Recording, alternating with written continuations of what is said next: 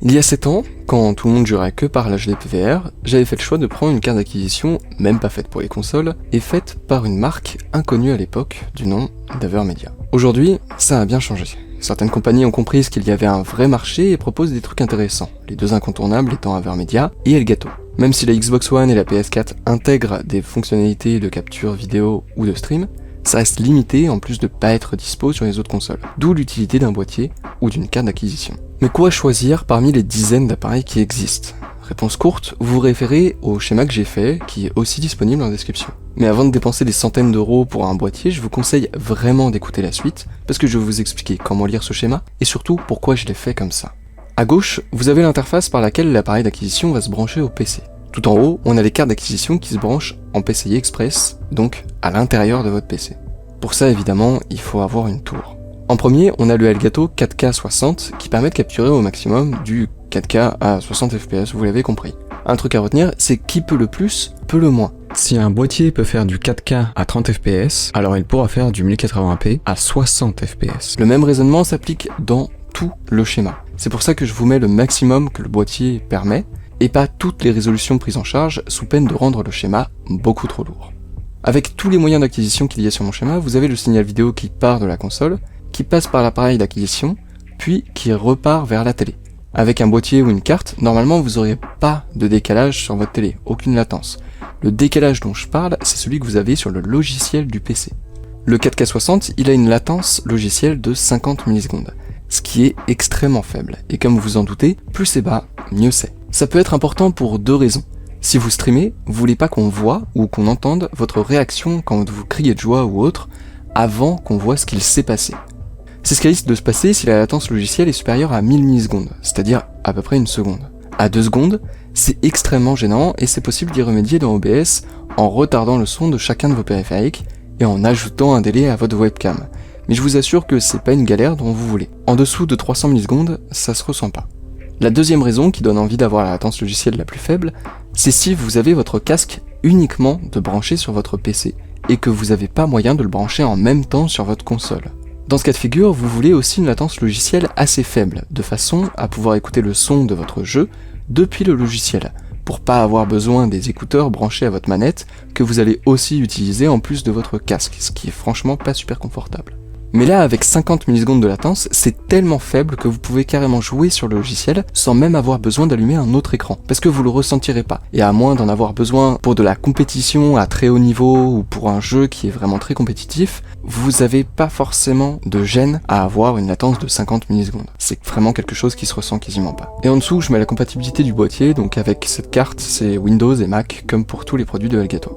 Enfin, le prix. Alors, j'ai récupéré tous les prix de Amazon, mais ça dépend évidemment des sites. C'est plus pour vous donner un ordre d'idée qu'autre chose. 400 €, ça paraît beaucoup, mais quand on voit les seuls autres produits qui permettent la même chose, c'est la solution la moins chère du marché pour capturer de la 4K à 60 fps. Et je le sens venir, oui, je devrais dire 2160p ou Ultra HD, et pas 4K, mais ça parle à plus de monde et on se comprend. La carte suivante est de Magewell, une marque moins connue que les incontournables Elgato et Avermedia, et qui a pourtant du mérite. Elle a les mêmes caractéristiques que la précédente au détail près qu'elle est aussi compatible Linux, comme tous les appareils de Magewell. Elle gère aussi le HDR10, autrement dit la profondeur de couleur 10 bits. Pour 1300 €, soit un peu plus du triple du Elgato, ça sera plus pour un usage professionnel, clairement, que vous allez la vouloir, mais vous pouvez être serein, il n'y a pas mieux sur le marché actuellement. Ces deux cartes sont assez à part de par leur prix ou leur performance, et c'est pour ça qu'elles sont sur une ligne séparée des autres. Sur la ligne d'en dessous, on a les cartes de Elgato et d'Avermedia qui sont très similaires et toutes deux capables de faire du 1080-60. J'ai pris les cartes des deux marques pour pas faire de jaloux et aussi parce que comme ça vous avez le choix si vous avez une préférence. Au bout, on a le Blackmagic 4K qui est compatible avec la PS3. Cette console c'est un peu un cas à part parce que vous pouvez la brancher en HDMI, mais vous ne pouvez pas désactiver la protection HDCP qui empêche de capturer le flux HDMI, quelque chose qui est faisable en revanche sur la PS4. Pour capturer une PS3, il faut forcément passer par le YQV, et il faut donc que l'appareil d'acquisition permette de capturer un flux YQV. Alors oui, il existe des pilotes modifiés pour quelques rares appareils et qui permettent de contourner la protection HDCP, mais c'est vraiment disponible que pour quelques rares modèles, en plus de poser des problèmes de compatibilité avec les OS trop récents. Il existe aussi des splitters HDMI qui possèdent un défaut de fabrication qui a pour effet de contourner la protection HDCP, mais c'est illégal, et c'est pas une fonctionnalité mise en avant du coup, donc c'est pas évident d'en trouver. Donc quand je mets compatible PS3, c'est que vous avez avez la possibilité de capturer en YQV avec cette carte ou ce boîtier d'acquisition. Mais en plus de ça, le Blackmagic pourra gérer quasiment n'importe quel système, aussi vieux soit-il, avec la foultitude d'adaptateurs qu'il vous donne avec. Donc c'est vraiment une bonne carte pour tout ce qui est rétro gaming. Vous devrez forcément bidouiller, et ça sera pas évident, mais ça se fait. Donc clairement, prenez-la que si vous savez ce que vous faites et que vous en avez un usage bien spécifique. Mais bon, les cartes en PCI Express vont vous intéresser que si vous avez une tour. Si vous avez un laptop, vous pouvez les brancher que en USB. Si vous avez un port USB 3.0, vous pouvez au mieux capturer de la 4K à 30 fps avec le Magewell à 600 €, encore une fois à part parce que assez spécial. En dessous, on a 3 boîtiers qui permettent du 1080 à 60 fps. L'avantage du Elgato, c'est d'avoir une faible latence. Le Blackmagic est compatible PS3 et HDR10, mais il a une latence assez élevée. Le LGX est un peu entre les deux. Faites quand même attention avec le Blackmagic qui est moins simple d'utilisation que l'Avermedia ou le Elgato. Et ça se trouve, sur votre laptop, vous avez même pas d'USB 3.0. Donc on descend encore et on arrive au boîtier compatible USB 2.0. L'Avermedia LGP2 est vraiment pas mal.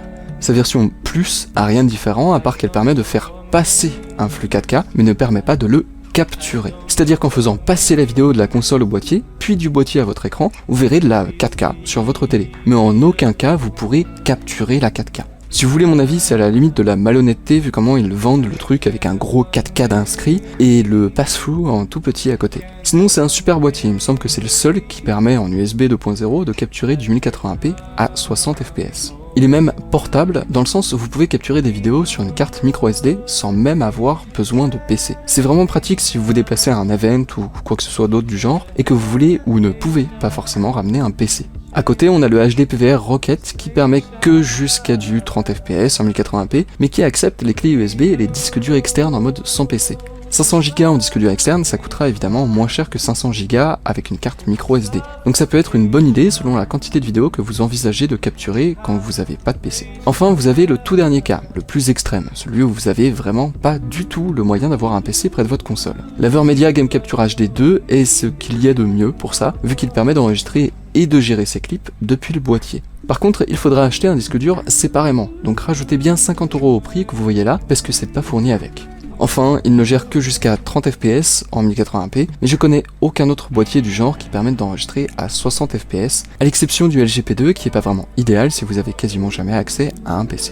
Voilà, c'est la fin de cette vidéo. Personnellement, j'aurais vraiment aimé une vidéo qui donne toutes ces infos là, et c'est pour ça que je l'ai faite. J'espère vraiment que ce sera utile à un maximum de personnes, parce qu'on dirait pas, mais j'ai passé un temps de fou à faire ce schéma, histoire de voir quels étaient les critères les plus pertinents et comparer chacun des boîtiers aux cartes d'acquisition. Donc n'hésitez pas à liker ou à partager à ceux auxquels vous pensez que ce sera utile, et puis moi je vous dis à la prochaine.